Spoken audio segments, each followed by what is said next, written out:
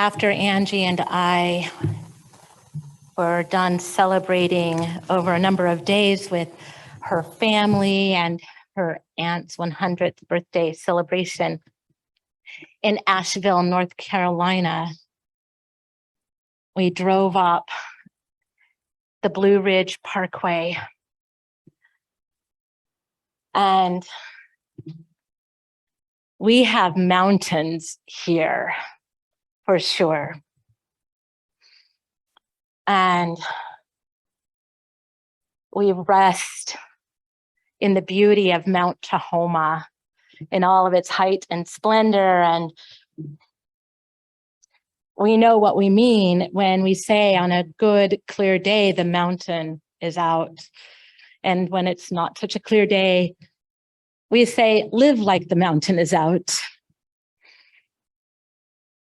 So I was unprepared for the beauty of the mountains in North Carolina on the Blue Ridge Parkway, where I felt purple mountain majesty.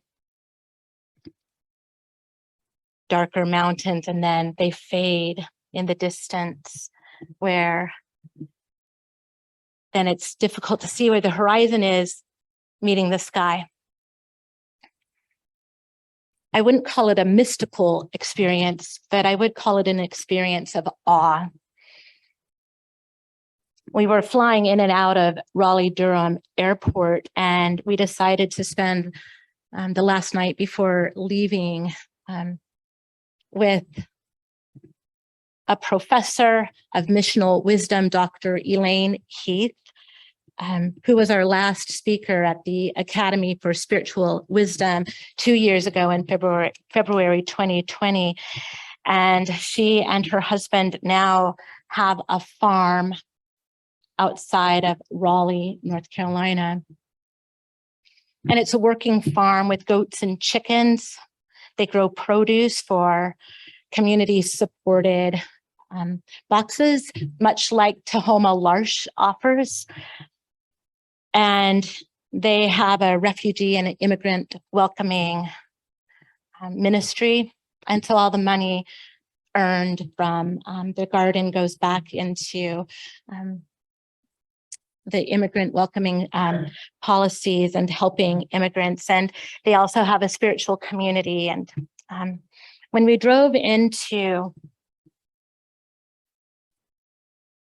Spring Forest is the name of the farm, there was this huge oak tree. I don't know, it seemed like it was 3 or 4 stories high with branches so wide. And I don't know how many birds nest in that tree. But hanging from a couple of the limbs that were way up high was a 2-person swing, and then on another limb, 2 separate swings. And I went to sit on the bench, and Angie and I sat there, and then I went to one of the individual swings. How many of you have sat on a swing as an adult and kicked out your feet and felt the wind moving through your hair? And I felt like I could swing all day. There was something very freeing about that. And I thought about this scripture of all the nurture that trees provide because of their deep roots and the nurture that they receive from the waters that pour down from the sky. A moment of beauty and awe and freedom.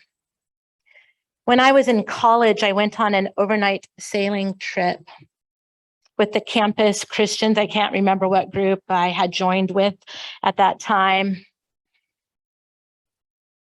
We went on an overnight sailing trip out of Bellingham Bay. I don't even know how far we made it. We might have even been in the San Juan Islands. It was the first time for me sleeping on a boat and awakening to the most glorious sunrise that filled the entire horizon. basking us with light. And it was so bright. It was so stunning. And I don't know how many of you have had this experience of being out on the water where the sun rises up and casts a reflection. It might have been one of the few mystical experiences I have had in my life where I felt infused with light and love, with a sense of love and connection and compassion for all those around me. 3 years ago, Angie and I embarked on a whirlwind trip of national parks in Utah with a day trip into Colorado. We didn't make it to Western Utah to Bryce and Zion. We had done those probably 10 years before. But each day we went from Arches to Canyonlands to Mesa Verde to the Golden Aspens and Mountain Peaks, driving to Telluride to Capitol Reef. And on that trip, I became more deeply aware of the beauty of that land and a deeper sense of a connection to the divine, to the earth, to all created beings.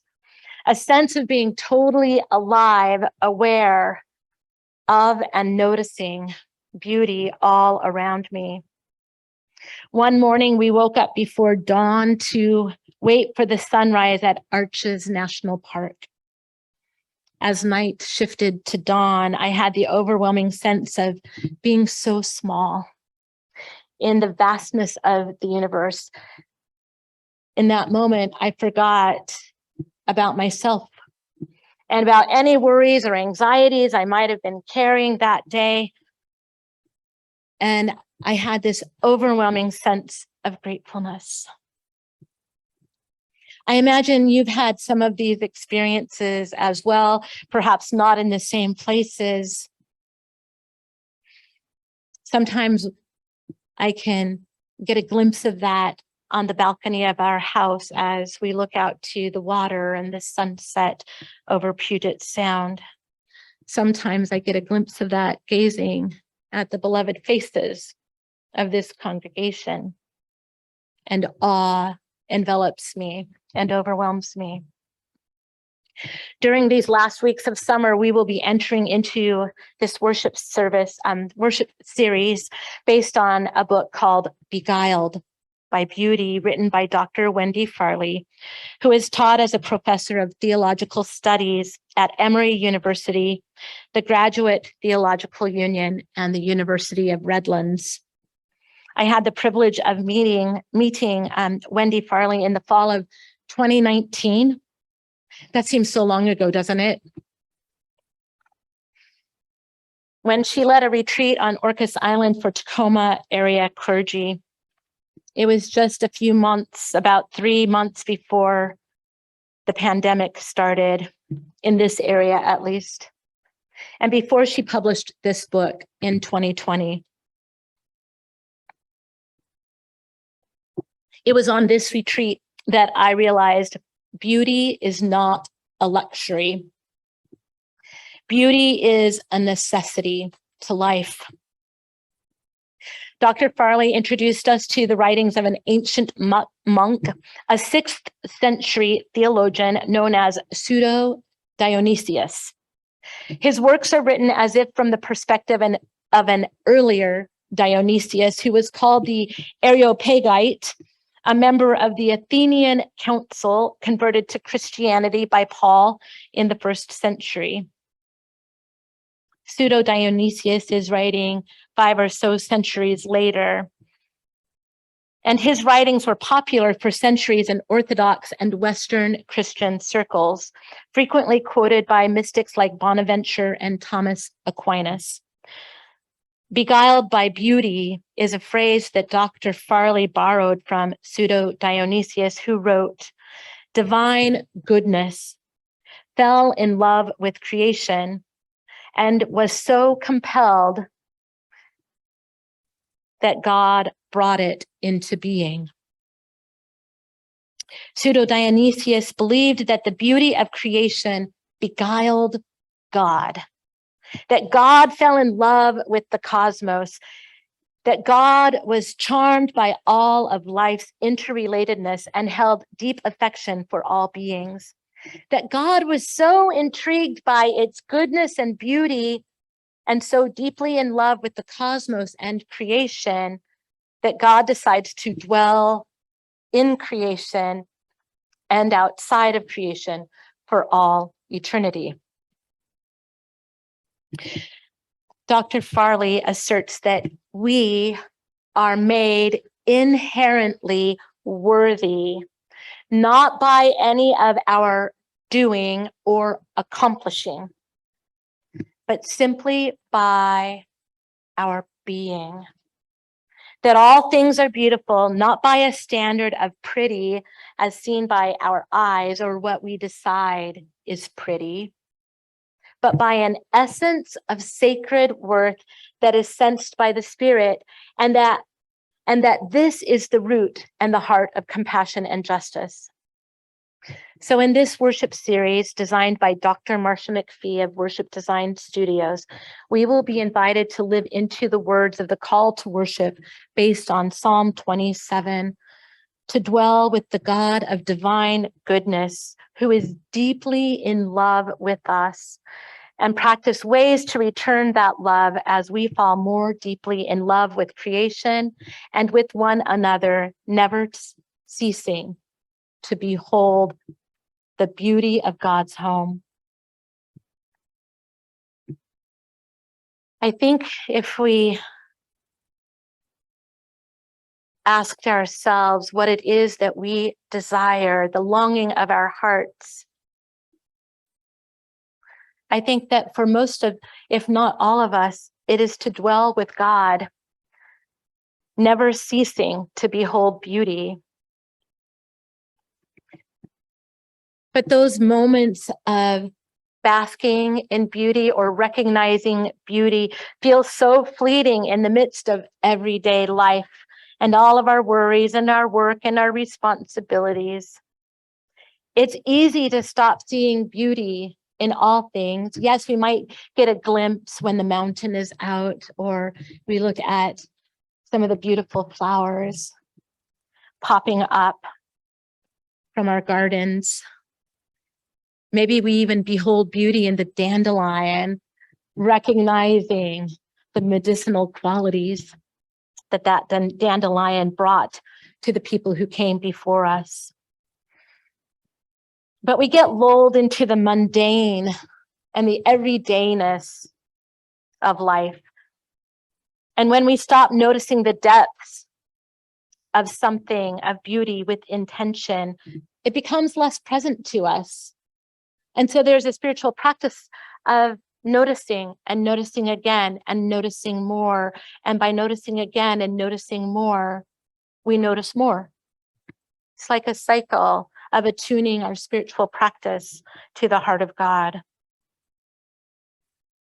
In an interview Marcia McPhee had with Wendy Farley 2 years ago, they discussed how easy it is to get so absorbed in our minds and our experiences that our emotions and our ego preoccupations take center stage. Our busyness, our accomplishing, our struggles, the challenges we face, and our anxieties are what become the most present to us. Consequently, they say we stop noticing the depth of things. People and the wonders of life become less present to us, so that we are no longer able to see the true beauty that delights God. Farley suggests that when we see as God sees, we become distracted from our own ego preoccupations. And I'm wondering if that is what happened to me in those moments of driving up the Blue Ridge Parkway, of noticing the beauty of the oak tree at Dr. Elaine Heath's farm, of the sunrise on the water, that in those fleeting moments, I forgot myself and I beheld beauty. When we are beguiled by beauty, we see something that takes us beyond all the things that fight for our attention. We fall in love with something deeper than ourselves. Our energy is drawn to something other, something authentic and real. On our retreat on Orcas Island almost 3 years ago, Wendy said, "Beauty is the pathway to forget ourselves." Don't get me wrong, we are important, we are significant in the eyes of God, and it is good to forget ourselves and our ego preoccupations. And beauty is the pathway to do that. I found that concept so incredibly freeing. The ancient world thought about beauty as being that which distracts us from our ego preoccupation. Beauty entices us so that something other than our own anxiety gets our attention. It gets us outside of ourselves and the spinning of our thoughts.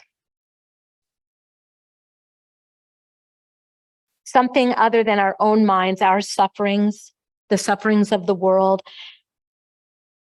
or our anxiety gets our attention, and we enter into blissful self-forgetfulness because something else is real to us. And it's not that our specific needs cease to exist, but they fade into the background for a moment, and the world becomes real and beautiful to us. Beauty then is a threshold into the divine way of seeing. And beauty can bring healing and wholeness into our fragmented, anxious lives. Over the past couple of years, anxiety has been ticking up and up and up. And there are so many different ways of dealing with anxiety, some that are helpful and bring health and healing to our lives, and some ways of dealing society that continue to bring pain into the world.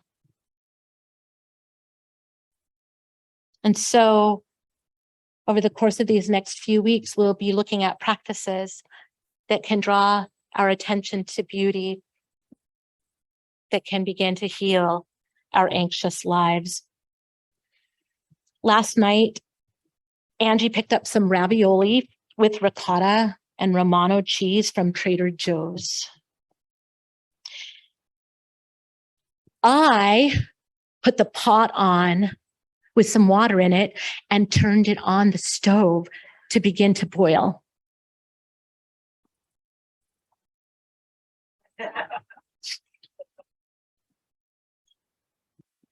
And Angie created the rest of dinner, but I can say I cooked.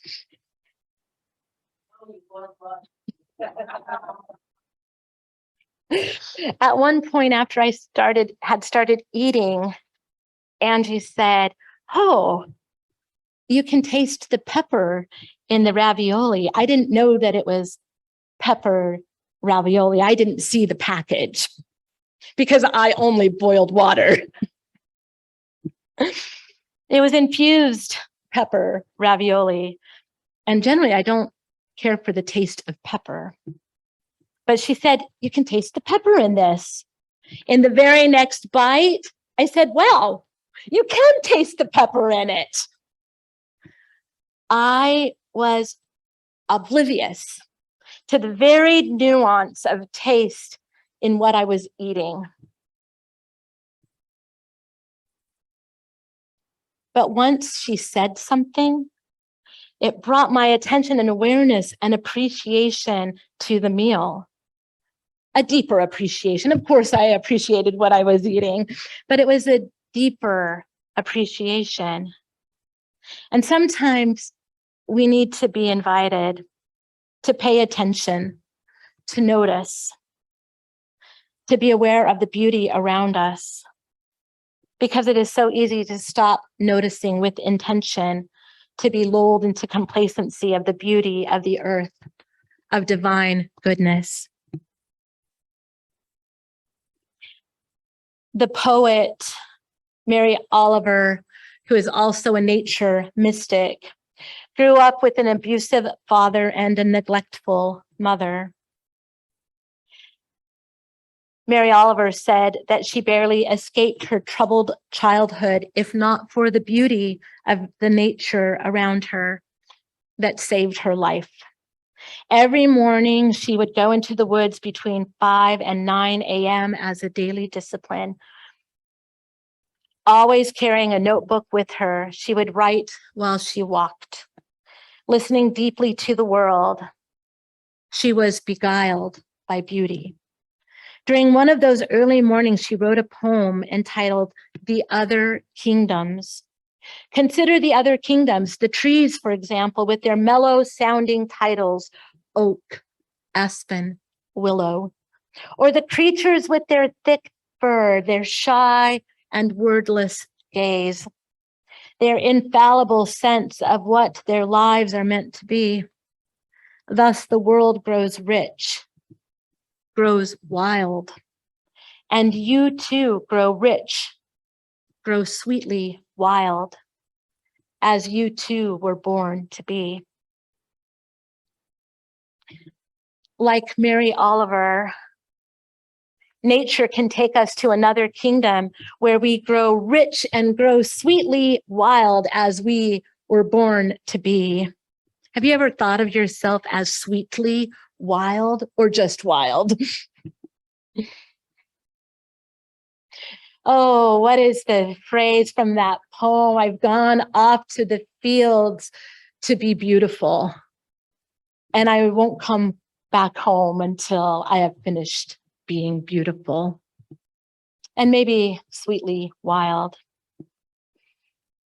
The Gospels portray Jesus regularly retreating to the wilderness for prayer and restoration because he too lived in a world in the midst of so much injustice happening in his first century world. So he went to restore, to pray, to connect with the source of goodness, the source of all life, his Abba. In the scripture reading from Ezekiel, the prophet tells of the beloved and well-cared for cedar tree that was well watered by streams and became refuge for nestlings and other creatures. As the deer longs for the water, so our souls long for you, O God. The book of Ezekiel is a bit strange. Dead bones arise in the desert, fiery creatures and sea monsters abound. It was written in a time of exile, destruction, and crisis. Are there any of us who could write a book about exile, destruction, crisis?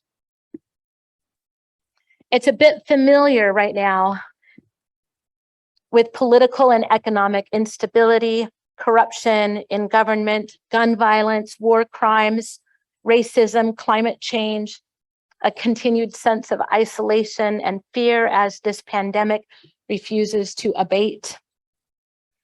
It can be quite overwhelming as we watch the news and see what all is going on in our country, in our world right now. We cannot help but be broken, be heartbroken, and want to protest or hide our heads in the sand for a bit. Wendy Farley, in this book, Beguiled by Beauty, writes how difficult it is to maintain an open heart in these dark days. She was writing these words 2 years ago. It was released in the summer of 2020.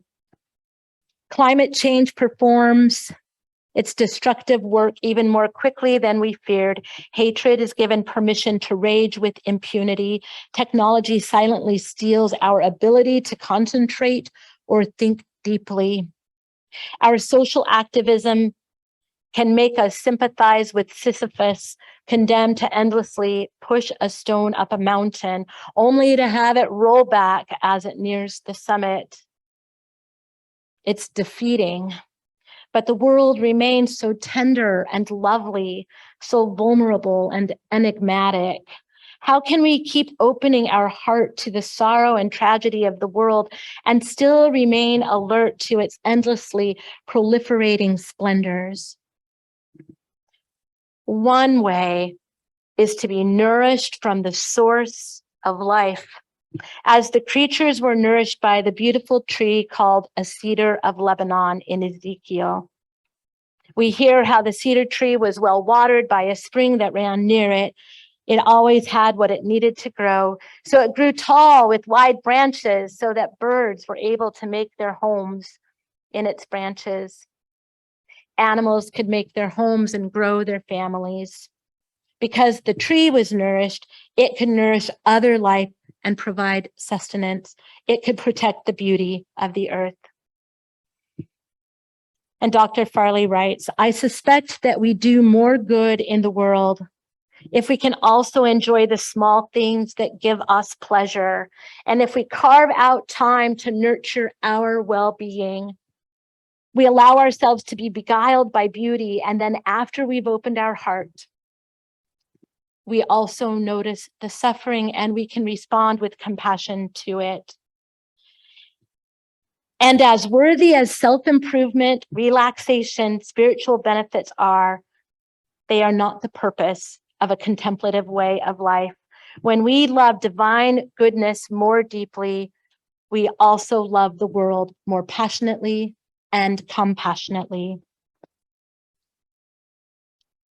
Rachel Carson wrote, if you awaken in wonder to the world, you simply can't want to destroy it.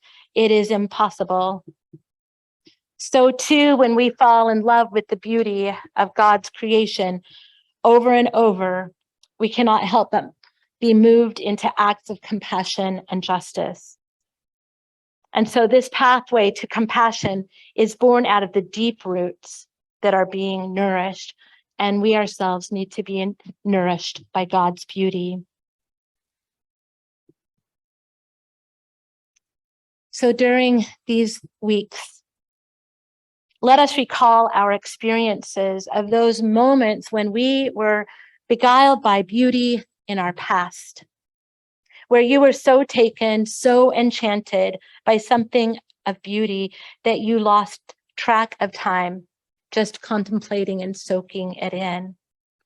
And let us continue to be open to those moments of beauty where God is trying to speak to us. Will you join me over the next few weeks on this journey of contemplation to behold divine beauty all around us? May we drink from a deeper well, and may our lives become open and attuned to be beguiled by beauty, even as we are immersed in everyday joy, sorrow, delight, suffering, and routine. God is with us. God is among us. God is within us. Thanks be to God. Amen. Our prayer hymn is a beautiful recording from earlier in the pandemic. I think Jeff is singing with himself, and Neva supplied the visuals for this piece. Spirit, I have heard you calling, and the words are in the bulletin if you'd like to follow along.